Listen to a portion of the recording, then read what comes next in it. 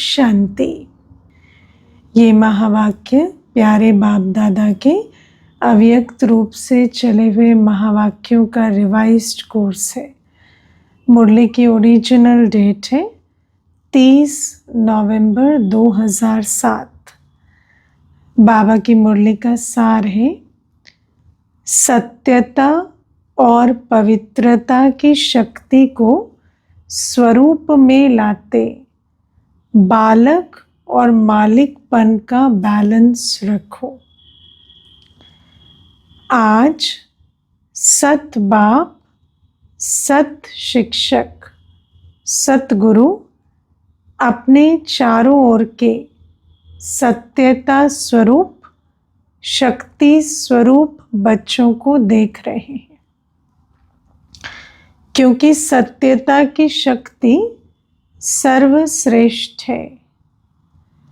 इस सत्य की शक्ति का आधार है संपूर्ण पवित्रता। वैसे तो आत्मा में सत्यता की शक्ति समाई हुई है, लेकिन जब संपूर्ण पवित्रता होती तभी वो सत्यता की शक्ति इमर्ज होती है। जब सत्य बाप, सत्य शिक्षक, सतगुरु आते हैं और हमें पवित्र बनने की विधि बताते हैं और हम आत्माएं बाबा की याद से पावन बनते हैं, तो आत्मा में जो सत्यता की शक्ति है वो इमर्ज होती है। मन, वचन, कर्म, संबंध, संपर्क, स्वप्न में भी अपवित्रता का नाम निशान ना हो, लेकिन उसके लिए हमें योग बल चाहिए। मन, वचन, कर्म, संबंध, संपर्क, स्वप्न में भी बाबा कहते अपवित्रता का नाम निशान ना हो। ऐसी पवित्रता का प्रत्यक्ष स्वरूप क्या दिखाई देता है? आत्मा की पवित्रता तो देख नहीं सकते ना, तो प्रैक्टिकल में जो ऐसी संपूर्ण पवित्र आत्मा है उसके अंदर क्या दिखाई देगा प्रत्यक्ष स्वरूप में? ऐसी पवित्र आत्मा के चलन और चेहरे में स्पष्ट दिव्यता दिखाई देती है। तो बाबा ने पवित्रता की बात की, सत्यता की और दिव्यता की। तो सत्यता की शक्ति जिनमें होती, पवित्रता की धारणा जिनमें होती, उनके चेहरे और चलन में दिव्यता दिखाई देती है। उनके नैनों में रूहानी चमक, चेहरे में सदा हर्षित मुखता और चलन में हर कदम में बाप समान कर्मयोगी। समझा? नैनों में रूहानी चमक, चेहरे में सदा हर्षित मुखता और हर कर्म का कदम जैसे आगे रखते हुए या कर्म का कदम बढ़ाते हुए, जैसे बाबा की कर्मयोगी जीवन हमने देखी ब्रह्मा बाप की, ऐसे कर्मयोगी हर कदम में कर्मयोगी। ऐसे सत्यवादी सत बाप द्वारा इस समय आप सभी बन रहे हो। ऐसे सत्यता, दिव्यता, पवित्रता से संपन्न बनाने बाबा आए हैं।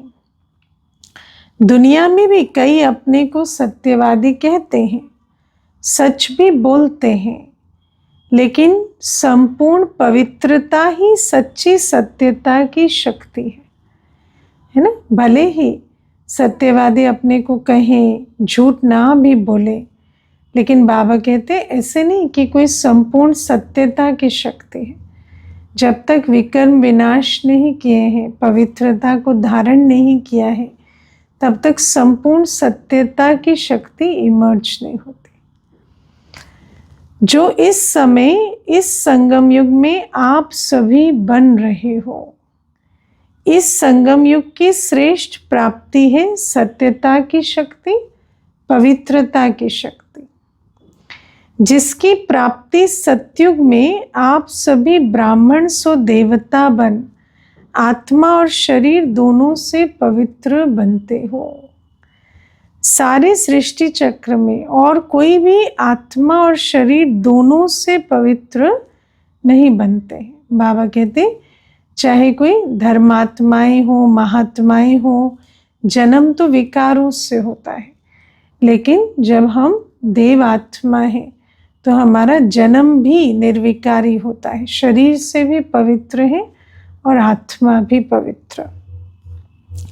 आत्मा से पवित्र बनते भी हैं, लेकिन शरीर पवित्र नहीं मिलता द्वापर युग से। तो ऐसी संपूर्ण पवित्रता इस समय आप सब धारण कर रहे हो। ऐसी संपूर्ण पवित्रता जो 21 जन्म भी निर्विकारी विधि से होगा। फलक से कहते हो, याद है क्या फलक से कहते हो? याद करो किस बात को बाबा कह रहे। सब अपना उत्तर तैयार करना। सभी दिल से कहते हैं, अनुभव से कहते हैं कि पवित्रता तो हमारा जन्म सिद्ध अधिकार है। जन्म सिद्ध अधिकार सहज प्राप्त होता है ना। जन्म सिद्ध अधिकार किसी का होता है तो उसके लिए उसको मेहनत नहीं करनी पड़ती है। तो पवित्रता भी हमारा जन्म सिद्ध अधिकार है, ऐसा कहते हैं ना। तो फिर पवित्रता की धारणा सहज होती है या मुश्किल, है ना। मन वचन कर्म संबंध संपर्क में आते पवित्र रहना मेहनत लगती है या सहज धारणा होती है? क्योंकि पवित्रता व सत्यता प्राप्त करने के लिए आप सभी ने पहले अपने सत स्वरूप आत्मा को जान लिया है ना। बाबा कहते सबसे पहले सत्यता की धारणा क्या है? अपने सत स्वरूप को जानना। तो बाबा कहते बाबा जब हम कहते हैं पवित्रता जन्म सिद्ध अधिकार है, तो कौन सा जन्म सिद्ध अधिकार? ईश्वरीय जन्म सिद्ध अधिकार। तो हम ईश्वरीय जन्म में जब आते हैं तो सबसे पहले हमें क्या रियलाइजेशन होती है? मैं कौन हूँ? अपने सत्य स्वरूप को जानते हैं, उससे पवित्रता इमर्ज होती है। अपने सत बाप शिक्षक सत गुरु को पहचान लिया। पहले अपनी सत्यता को जाना, फिर सत बाप सत टीचर सत गुरु को जाना। पहचान लिया और पा लिया।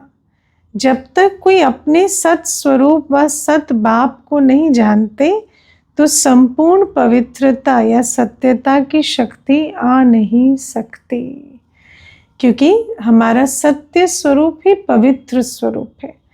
तो अपनी सत्यता में स्थित होते हैं तो पवित्रता भी इमर्ज होती है। और फिर जो जानते हैं उसकी धारणा कैसे होती? जब हम योग बल से पावन बनते हैं।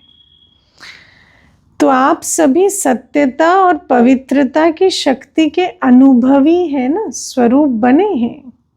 है अनुभवी है। बाबा पूछते वो लोग प्रयत्न करते हैं लेकिन यथार्थ रूप में ना अपने स्वरूप ना सत बाप के यथार्थ स्वरूप को जान सकते हैं।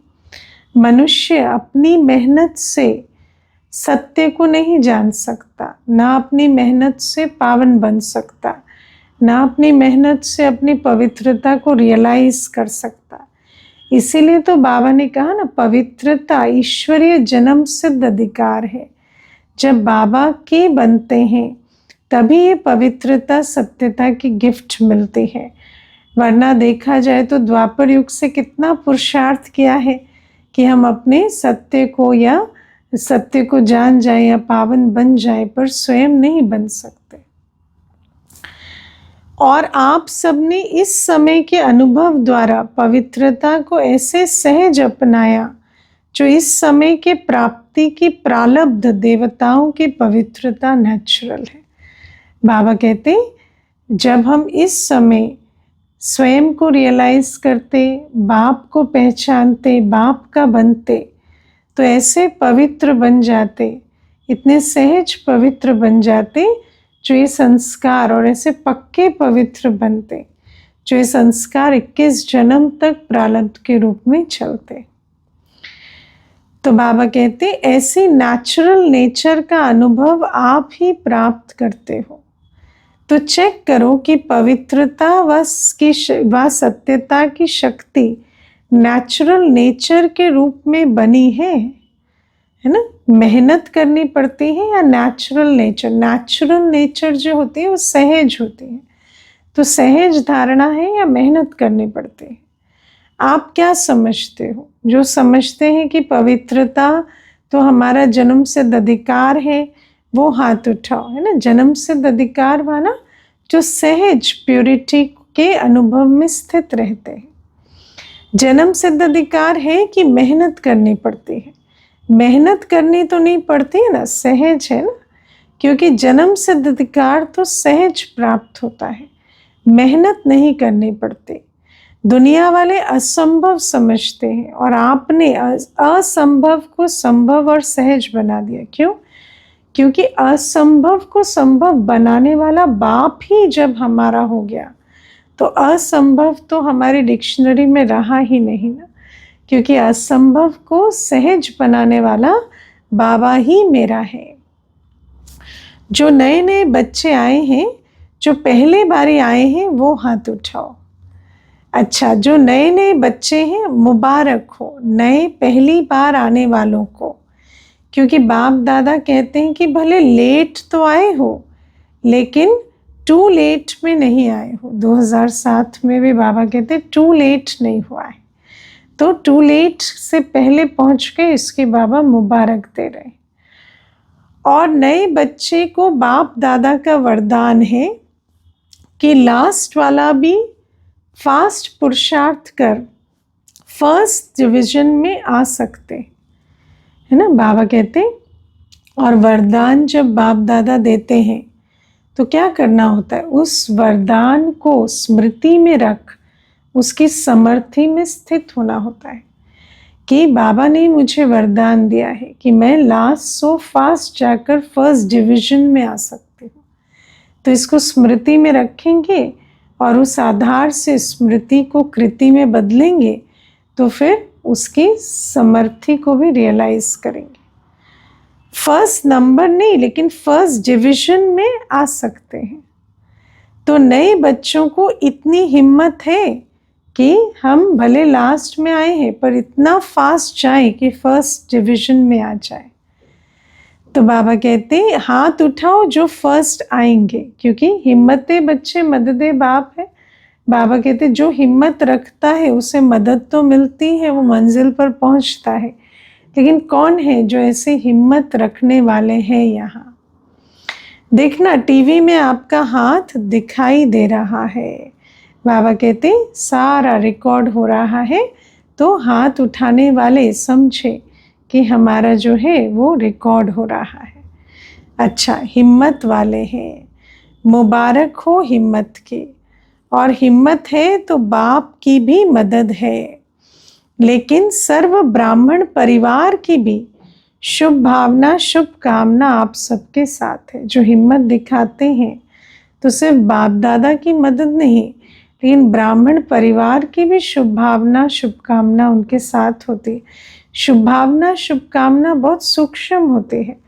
भले मान लो कोई विघ्न भी डालेगा तो भी ब्राह्मण है ना, नॉलेजफुल है, तो उसको बुद्धि में तो रहेगा ना कि हाँ ये अच्छा कदम तो अच्छा बढ़ा रहे, तो दिल से तो शुभ भावना शुभ कामना ही निकलेगी। इसलिए जो भी नए पहली बारी आए हैं उन सब के प्रति बाप दादा और परिवार की तरफ से दोबारा पदम गुणा बधाई हो बधाई हो बधाई हो। बाबा कहते पधार गए तो बधाई हो, और हिम्मत दिखाएंगे तो फर्स्ट डिवीजन में भी आ जाएंगे। आप सभी जो पहले आने वाले हैं उन्हों को भी खुशी हो रही है ना। बिछड़ी हुई आत्माएं फिर से अपने परिवार में पहुंच गए हैं, और सचमुच जब बाप दादा के घर पहुंचते हैं तो हर आत्मा को ऐसे डीप फीलिंग आती है कि जैसे कब से बिछड़े थे और इसी घर की इसी परिवार की जैसे खोज में थे और पहुंच गए। तो बाप दादा भी खुश हो रहे हैं और आप सभी भी खुश हो रहे हैं। बाप दादा ने वतन में दादी के साथ एक रिजल्ट देखे, है ना, प्रकाश मणि दादी जी के साथ, क्या रिजल्ट देखी? आप सभी जानते हो, मानते हो कि हम मालिक सो बालक है ना, मालिक सो बालक है। देखो बाबा कहते मालिक सो बालक है, पहले स्वराज अधिकारी है, फिर बाबा के बच्चे है ना, मालिक भी हो और बालक भी हो। तो अपनी कर्मेंद्रियों के, मन बुद्धि संस्कार के मालिक है और बालक है बाबा के। सभी हैं, हाथ उठाओ। सोच के उठाना, ऐसे ही नहीं, हिसाब लेंगे ना। अच्छा, हाथ नीचे करो, है ना। बाबा कहते सिर्फ हाथ नहीं उठा देना, क्योंकि हाथ तो उठा दिया, फिर बाबा तो हिसाब लेंगे। जो भी बाबा के सामने हाथ उठाया, वो सच्चा उठाया या झूठा, उसकी पूरी परख होगी। बाप दादा ने देखा कि बालकपन का निश्चय और नशा ये तो सहज रहता है ना, बाबा का बालक हूँ मैं, ये निश्चय नशा बच्चे को रहता। मैं बाप की छत्र छाया में हूँ, मैं बाप का बच्चा हूँ, सर्वशक्तिवान की संतान हूँ, बालकपन का नशा रहता है। क्योंकि ब्रह्मा कुमार और ब्रह्मा कुमारी कहलाते हो, तो बालक हो तभी तो ब्रह्मा कुमार कुमारी कहलाते हो। और सारा दिन मेरा बाबा यही स्मृति में लाते हो, फिर भूल भी जाते हो, है ना। लेकिन बीच बीच में याद आता है ना, बाबा की याद में तो रहते हैं, बालकपन के नशे में रहते हैं। मैं किसका हूँ, ये नशा तो बच्चों को रहता है। भले विस्मृति स्मृति का खेल करते हैं, लेकिन फिर भी याद तो आ जाता है। और सेवा में भी बाबा बाबा शब्द नेचुरल मुख से निकलता है। तो बालकपन का नशा तो है ना, बाबा ने ये कहा, बाबा ने ये कहा, बाबा ने ये डायरेक्शन दिया, है ना, बाबा ने ये वरदान दिया, ऐसे बाबा बाबा मुख से निकलता है। तो बालकपन की स्मृति तो रहती है।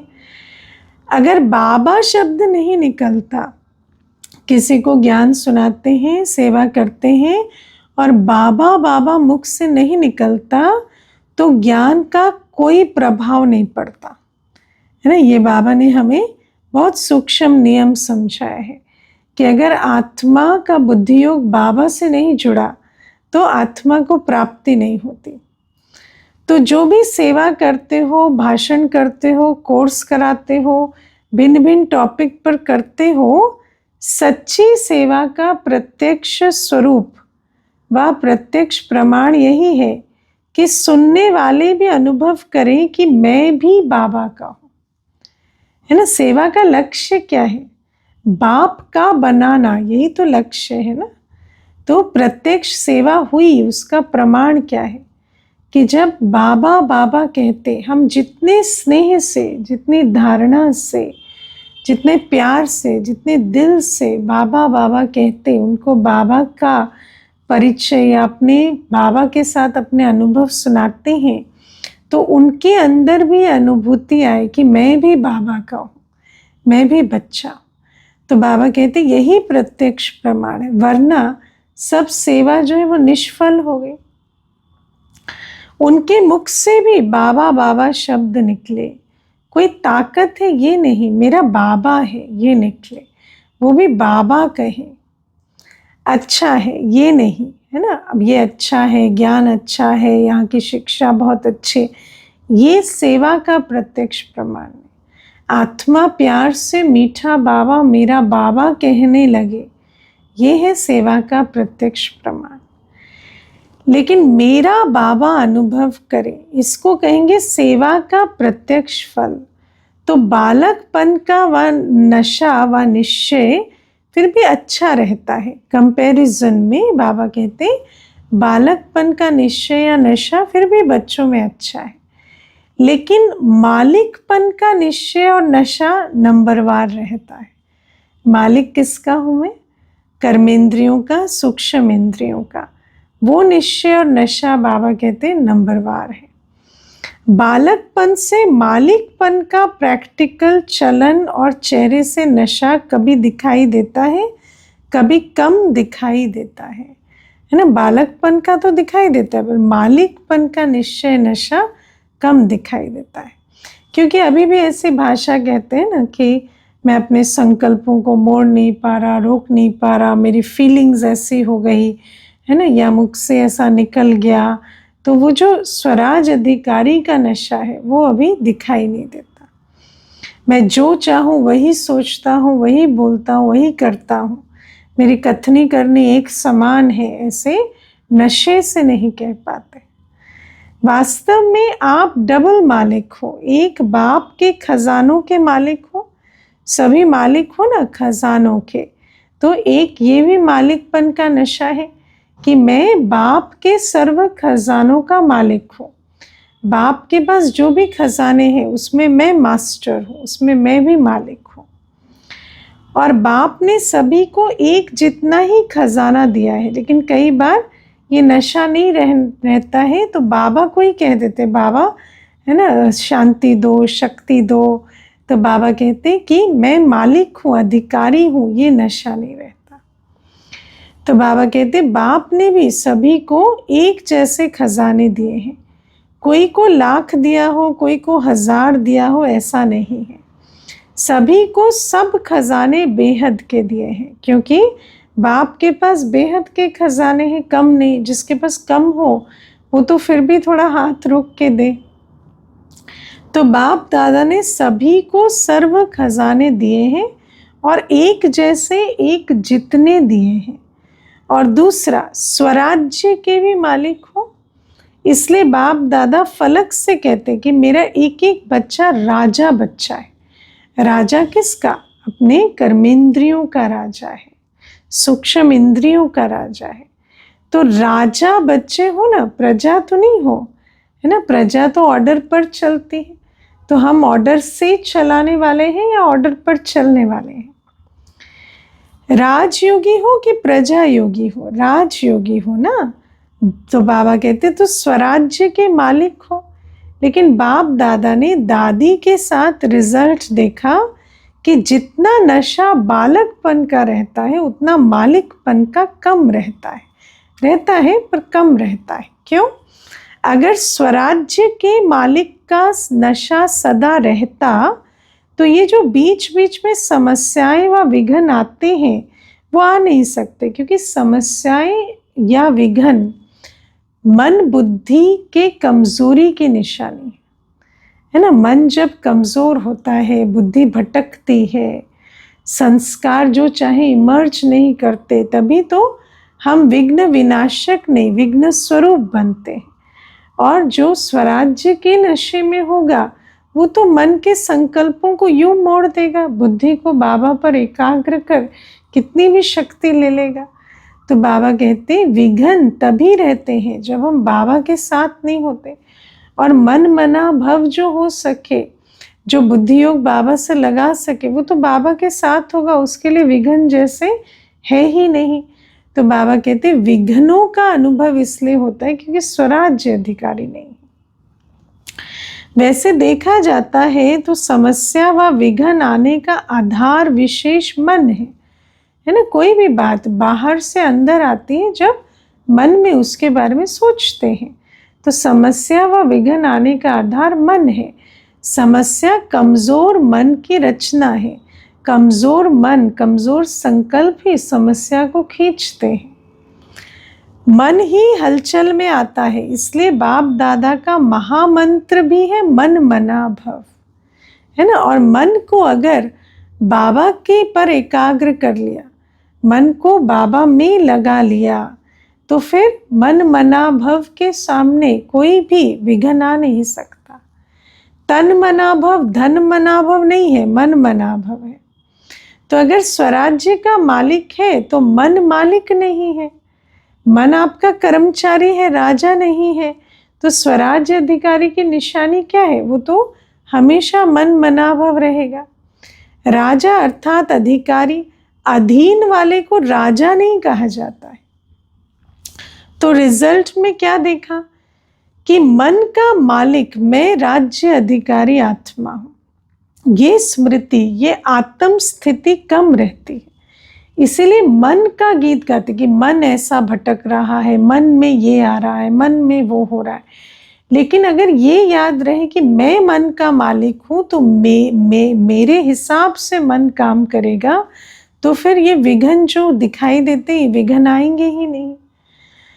तो बाबा कहते हैं आत्म स्थिति कम रहती है, सदा नहीं रहती है। पहला पाठ है ना, पहला पाठ है आत्मा स्वराज अधिकारी, ये पहला पाठ है। आप सबने पहला पाठ क्या किया था, मैं आत्मा हूँ परमात्मा का पाठ तो दूसरा नंबर है, लेकिन पहला पाठ मैं मालिक राजा इन कर्मेंद्रियों का अधिकारी आत्मा हूँ, शक्तिशाली आत्मा हूँ, सर्व शक्तियाँ आत्मा के निजी गुण हैं। तो बाप दादा ने देखा कि जो मैं हूँ, जैसा मैं हूँ, उसको नेचुरल स्वरूप स्मृति में चलना, रहना, चेहरे से अनुभव होना, समस्या से किनारा होना, इसमें अभी और अटेंशन चाहिए। अपनी स्वराज अधिकारी स्थिति में स्थित रहने के लिए और अटेंशन चाहिए। सिर्फ मैं आत्मा नहीं, लेकिन कौन सी आत्मा हूँ, अगर ये स्मृति में रखो तो मास्टर सर्वशक्तिवान आत्मा के आगे समस्या व विघ्न की कोई शक्ति नहीं जो आ सके, है ना। क्योंकि जब स्वमान में रहते, स्वस्थिति ऊंची होती है, तो विघ्न जो है वो छोटा हो जाता, पावरलेस हो जाता। अभी भी रिजल्ट में कोई ना कोई समस्या व विघ्न दिखाई देता है, जानते हैं, लेकिन चलन और चेहरे में निश्चय का प्रत्यक्ष स्वरूप है ना।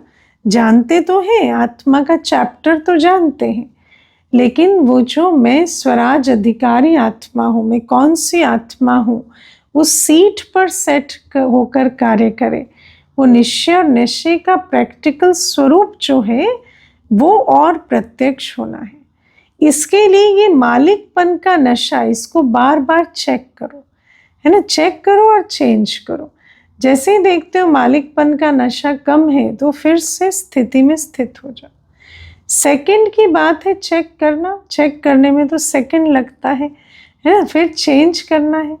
कर्म करते, कोई भी कर्म आरंभ करते हो, आरंभ करने टाइम चेक करो, मालिकपन की अथॉरिटी से कर्मेंद्रियों द्वारा कर्म कराने वाली कंट्रोलिंग पावर, रूलिंग पावर वाली आत्मा समझ कर्म शुरू किया, या साधारण कर्म शुरू हुआ, या बीच में कहा नींद आ गई, है ना, आलस्य आ गया, या दर्द हो गया, या मन भटक गया, या आंखें जो है वो चंचल हुई। तो इस प्रकार की भाषा बोलते या हर कर्म करते जैसा संकल्प मैं करना चाहूँ वैसा संकल्प कर उसको कर्म में परिणत कर पा रही हूँ, ऐसे अधिकारी स्वरूप में हर कर्म कर रहे हैं। तो बाबा कहते हैं साधारण कर्म हुआ या कंट्रोलिंग पावर, रूलिंग पावर वाली आत्मा अपने स्वमान में स्थित हो, श्रेष्ठ कर्म करते। स्मृति स्वरूप से कर्म आरंभ करना और साधारण स्थिति से कर्म आरंभ करना, उसमें बहुत फर्क है, क्योंकि जैसा बीज वैसा फल, है ना। जैसी स्मृति से कर्म आरंभ करेंगे वैसा ही उसका फल निकलता है। जैसे हद के मर्तबे वाले अपना कार्य करते हैं, तो कार्य की सीट पर सेट होकर फिर कार्य आरंभ करते हैं, है ना। जाएंगे कुर्सी पर बैठेंगे फिर आरंभ करेंगे। ऐसे अपने मालिकपन के स्वराज अधिकारी की सीट पर सेट होके फिर हर कार्य करो। इस मालिकपन के अथॉरिटी की चेकिंग को और बढ़ाना है, और इस मालिकपन के अथॉरिटी की निशानी है सदा हर कार्य में डबल लाइट, अवस्था में डबल लाइट और खुशी रहेगी, क्योंकि मालिकपन की सीट पर बैठकर कर्म कर रहे हैं, कर्म योगी होकर कर्म कर रहे हैं, तो प्रत्यक्ष फल खुशी की भी अनुभूति होती, श्रेष्ठ कर्म से खुशी की अनुभूति होती, और रिजल्ट भी सहज सफलता अनुभव होगी। तो बाबा कहते डबल लाइट स्थिति रहेगी, खुशी की अनुभूति होगी और रिजल्ट भी सफलता की होगी। अभी तक भी कहाँ कहाँ अधिकारी के बजाय अधीन बन जाते हो। अधीनता की निशानी क्या दिखाई देती, जो बार बार कहते मेरे संस्कार हैं, चाहते नहीं है लेकिन मेरे संस्कार है, मेरी नेचर है ना। तो जो संस्कारों, पुराने संस्कारों को मेरा संस्कार कह रहे, वो फिर मास्टर ज्ञान सागर, मास्टर सर्वशक्तिवान की सीट पर सेट नहीं। बाप दादा ने पहले भी सुनाया कि जिस समय ये कहते हैं कि मेरे संस्कार है, मेरी नेचर है, क्या ये कमजोरी के संस्कार आपके संस्कार है? नहीं, ये तो द्वापर से रावण का वर्षा है ना। मेरे हैं, ये तो रावण के मध्य के संस्कार है, रावण की देन है, उसको मेरा कहना ही रॉन्ग है। आपके संस्कार तो जो बाप के संस्कार है वही संस्कार है। उस समय सोचो कि मेरा मेरा कहने से ही वो अधिकारी बन गए और आप अधीन बन गए हैं, है ना। ये उन्होंने नहीं अधीन बनाया, लेकिन आपने रावण के संस्कार को मेरा मेरा कहकर उनको अधिकारी बनाया और खुद अधीन बने। समान बाप जैसे बनना है तो वो मेरे संस्कार नहीं, जो बाप के संस्कार वो मेरे संस्कार है। इस सीट पर सेट हो, नॉलेजफुल की सीट पर सेट होकर कर्म करो। मेरे संस्कार कौन से हैं? मेरी बुद्धि एकाग्र है, मेरा मन सिर्फ श्रेष्ठ संकल्प रचता है, सफलता के, विजय के संकल्प रचता है। तो इस सीट पर सेट होकर कर्म करेंगे तो डबल लाइट रहेंगे, तो खुशी मिलेगी, तो हम सफलता को पाएंगे। बाप के संस्कार क्या है? विश्व कल्याणकारी, शुभ भावना, शुभ कामनाधारी। सुना?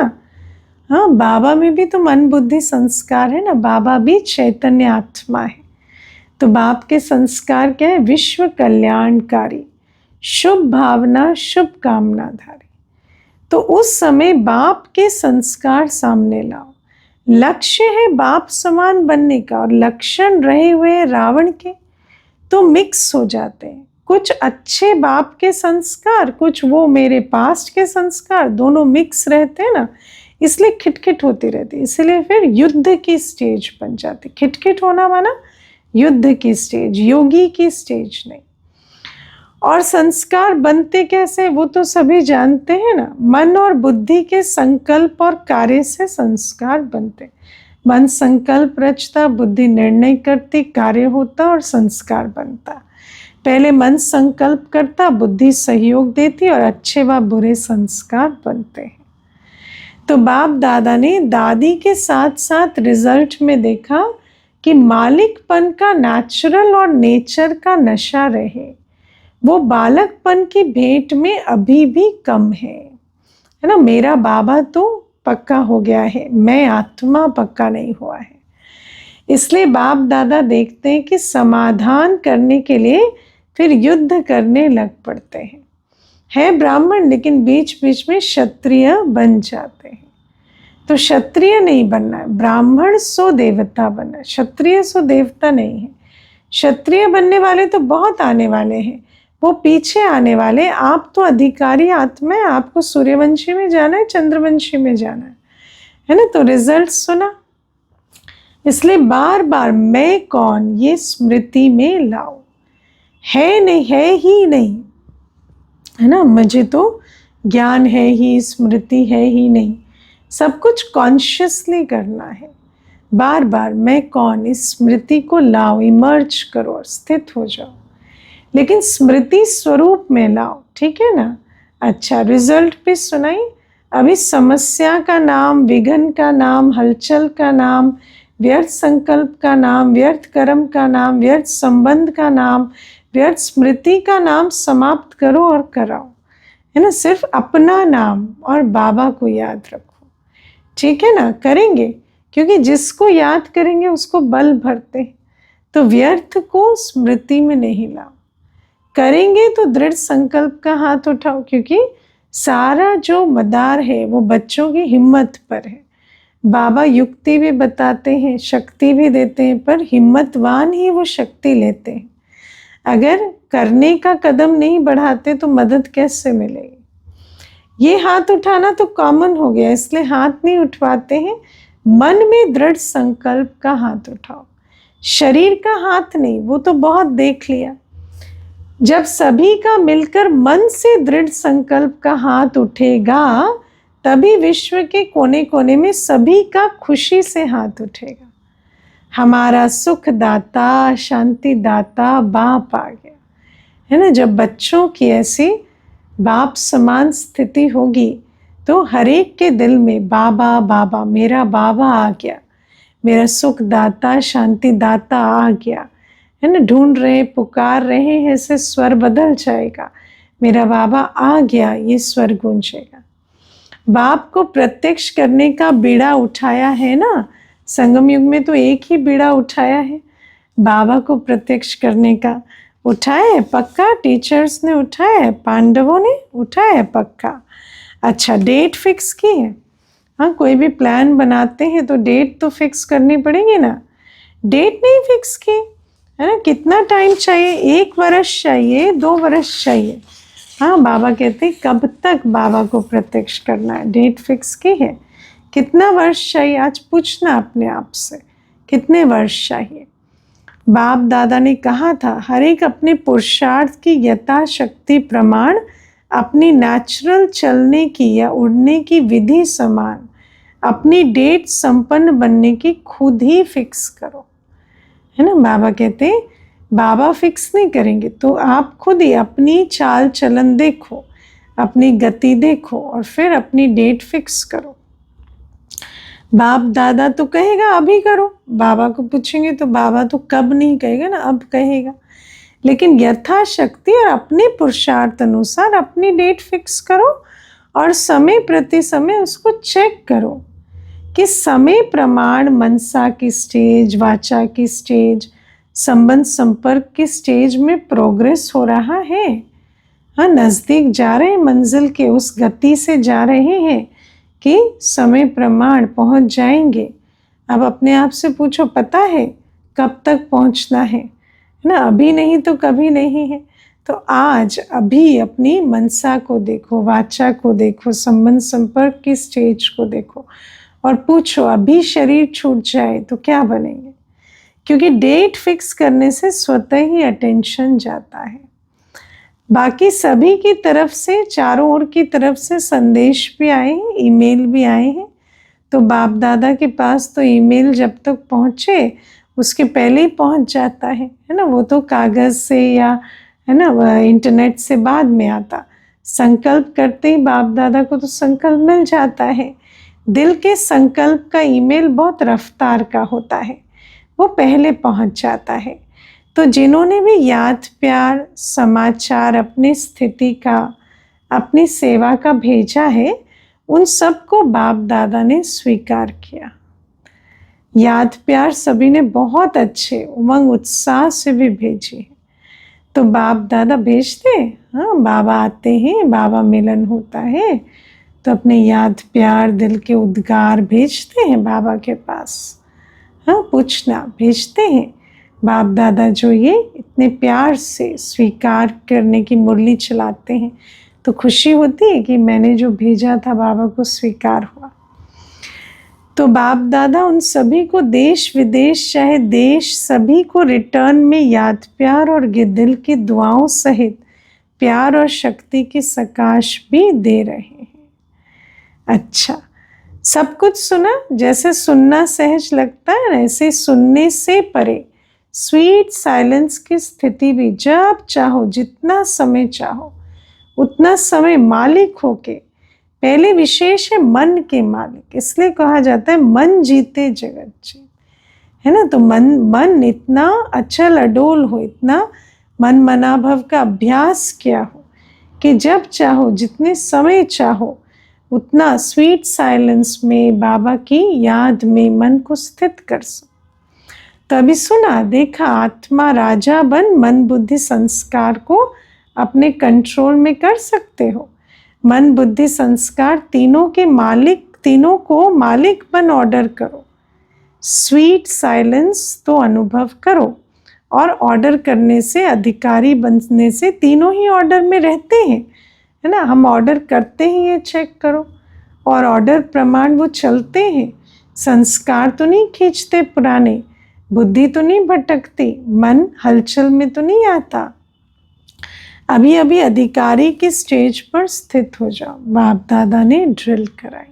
अच्छा, चारों ओर के सदा स्वमानधारी, सत्यता के शक्ति स्वरूप, पवित्रता के सिद्धि स्वरूप, सदा अचल अडोल स्थिति के अनुभवी, स्व परिवर्तक और विश्व परिवर्तक, सदा अधिकारी स्थिति द्वारा सर्व आत्माओं को बाप द्वारा अधिकार दिलाने वाले चारों तरफ के बाप दादा के लकी और लवली आत्माओं को परमात्म याद, प्यार और दिल की दुआएं स्वीकार हो।